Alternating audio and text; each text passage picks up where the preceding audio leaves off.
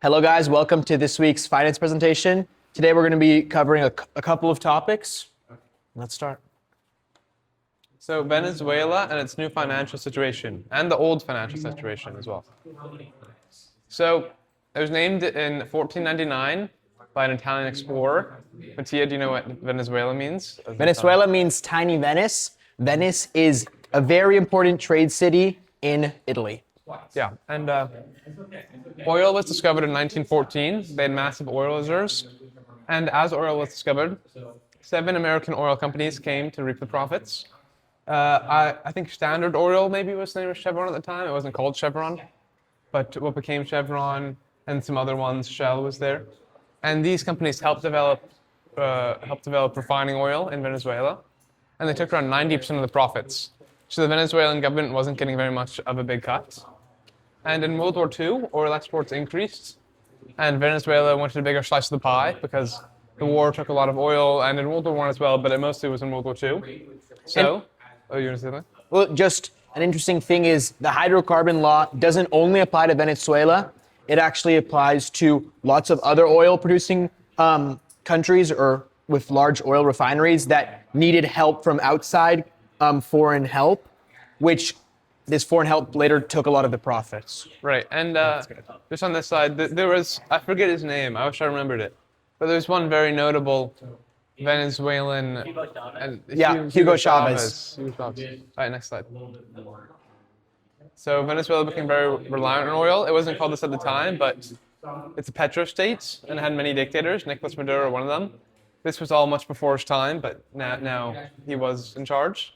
Then in 1961, the oil cartel, OPEC, formed with Middle Eastern countries to stabilize oil markets.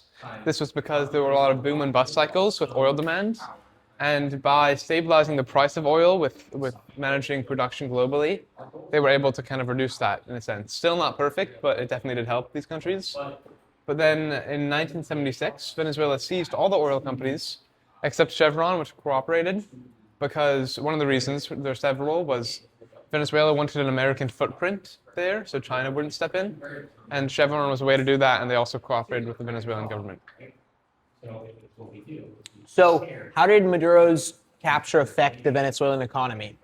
So Venezuela currently holds 17% of all the world's oil. And the money they make, the revenue they make from exporting oil accounts for 90% of their exports revenue. So the PDVSA, which is the Venezuelan oil company, halted production right as he was captured because the American government took control of these oil refineries. In turn, they also had to stop production of oil because they couldn't hold it. And you can guess they lost lots of money because they weren't able to export for around 1 to 2 weeks.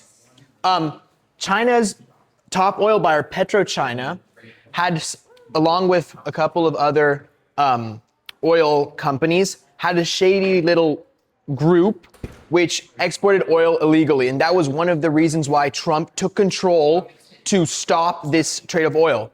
This led to, again, a very big oil buyer to stop buying oil. A lot of the market then believed that because there was less supply, the price would increase. And this caused a Brent oil, a benchmark for crude oil worldwide, to increase 5 to 7% in a month. So I said this already? Yeah, this is pretty much, or last one more thing. This is pretty short term, so they were only stopped for 1 to 2 weeks. So gains and revenue can be made up for. What really matters is now how stable the political economy is, or the state of the politics are, and if there's continued corruption. And there's a lot more to say about Venezuela, like the Nobel Peace Prize, but we can save that. Mm-hmm. So is there an AI bubble? Selecting presentation. So some factors that signal a bubble, which was written in a paper called Bubbles for Pharma. It's very interesting. Those who want to read it. Parabolic stock growth is one of the strongest factors. High volatility, high issuance rate, which means a lot of new companies, IPOs, for those of you who know what that is, and lots of trading volume. Please be quiet. These metrics can give odds of a bubble, around 60, maybe 80%, but it's not guaranteed. and only some metrics are met right now. So we really don't know if we're in a bubble. Despite a lot of strong opinions about it, it's really hard to predict this sort of thing. And as I said, no full technical metrics. And you could always say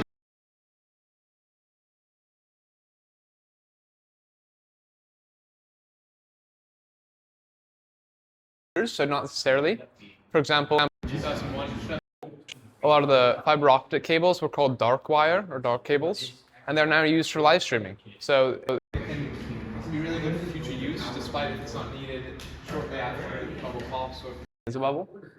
And AI companies are not taking out loans from banks, so it's unlikely to have wider spread effects in the larger economy. And the bigger issue is private credit or trade war with China, both of which would be much harder to live without and could cause an downturn and lower stock prices. And the AI bubble can amplify stock prices because there are some companies that are overvalued. So, what could lead bubbles to be formed and to be popped? So, right now, specifically for AI is struggling to make a lot of the profits in products that they promised investors, and have basically been used for one main purpose, which are chatbots. And because of the way they released the model, they only make money from monthly subscriptions, even though it costs millions, hundreds of millions of dollars to train these models, as well as millions of dollars to have them each response that they generate costs money. Most users expect it to be free and they don't pay for it, which causes a lot of money to be lost, and they're not making revenue that they expected.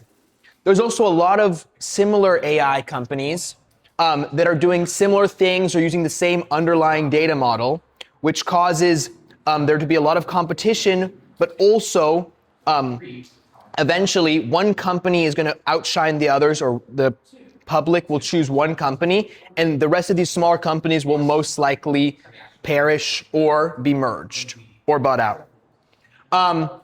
Another interesting thing is there's 500 AI unicorns. So a unicorn is a company valued more than $1 billion, and there's 500 of them related who are doing mainly work with AI. About 40% of them don't make over $100 million of revenue. This can be for a multitude of reasons, but basically this should be a scary sign because they're valued at over $1 billion, but they're making less than $100 million of revenue. Right. Well, I'll also just go back quickly. An important note is that this could be signs of bubble, or this could be signs of a growth industry. We don't really know yet. Yeah. So the rise of prediction markets. Oh, we can wait a second. Okay, so what are speculation markets? So two very popular speculation markets are Polymarket and Kalshi. These are basically markets where you can bet on a lot of different things. For example, elections, sports. If someone says something in a YouTube video, or if a political person says something. So it's on a lot of different things. Mainly they're being used right now for sports betting, and for the elections was a very notable one for Polymarket. So the way it works is you'll bet, so if they're, depending on the odds that are set and then created by how much people invest on both sides, you're betting $1, so 69 cents to make $1. If you're right, or if you're wrong, you'll lose 100% of it. You pay using only cryptocurrencies, and I think it's mainly Solana and Ethereum. So this is very interesting because it's not. There are some that don't use only crypto. Yeah. Some of them only. I think like DraftKings stuff. Okay. But some of them are only cryptocurrency. I think it varies a lot from which app you're using. Yeah. This is very interesting because you can usually see what the public believes on a certain event, because these markets are completely controlled by the public's opinion. So a lot of people think that the Seahawks are going to win. There's going to be a lot more money on the Seahawks winning, and you can see what the majority of people think. It's important to keep in mind the demographic of people who use these websites. Probably your grandparents won't use it. It's usually teenagers or young adults. Right. And just two important notes. Oh, you can go to the next slide. But two important notes real quickly is that a market maker. Who can tell me what a market maker is? The person who sets the odds. Yes, you can say the person who sets the odds. That's about right. So these Kalshi polymarket, they can charge unregulated spreads, just scam you out of money. So even if you're accurate in the long run, it's not going to be profitable for you. You could get 51, 52, 53% of your trades right, and you'll still be losing money just based off the spread here, even if they market as low fees. And that you're oftentimes trading against people with insider info. And if you really are a skilled trader, you'll get banned off these websites. They reserve the right to, or soft ban you, as you can tell me, limit your bets, and you can't make as much money. So if you're trading on these websites, you're probably not as good as you think you are, because they would ban you if you were. Yeah. And you're going against people with insider info. They take advantage of a psychological fact that people think they know more than they do, and let's say they think they're an expert on football and they can predict every football game. The majority of the times, or maybe a majority of times they'll get it right, but they won't always get it right, and those losses can lead to lots of money lost. Large trades can also distort these markets because there's not a lot of money invested always in different bets. So if someone bets a lot of money on one side, it can distort the odds and create in their favor, and they can manipulate. Basically, if you bet only on the right side, you could be betting on a side that has a lower chance of being right. These are, again, based on speculation, so it's risky. And usually there's some people who use models and collect lots of data to perform these high-level bets. So an example of this is for the presidential election.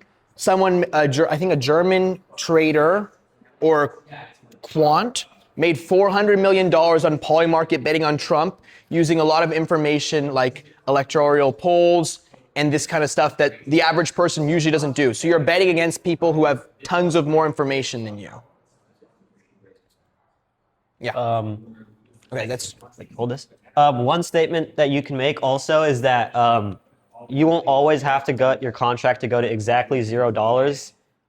You can leave these contracts at any time until the end of the event. So for instance, if you bet on the Super Bowl and the Patriots are losing by 40 points in the fourth quarter, obviously your contract's going to be valued very little, but it won't be exactly zero. It's probably going to be like a tenth of a cent, but you can still leave. So these contracts are not set in stone. You can leave them, but Yes. not going to be the same value. Sometimes it'll go up, sometimes it'll go down. Okay. Yeah. So we're using advanced data analysis to quantify impact, and that's Ben Shelton. He's a tennis player. So this was a joint effort by me, Mattia, and Theo, and we analyzed the pasteurization of goat's milk and its nominal effects on container freight indices.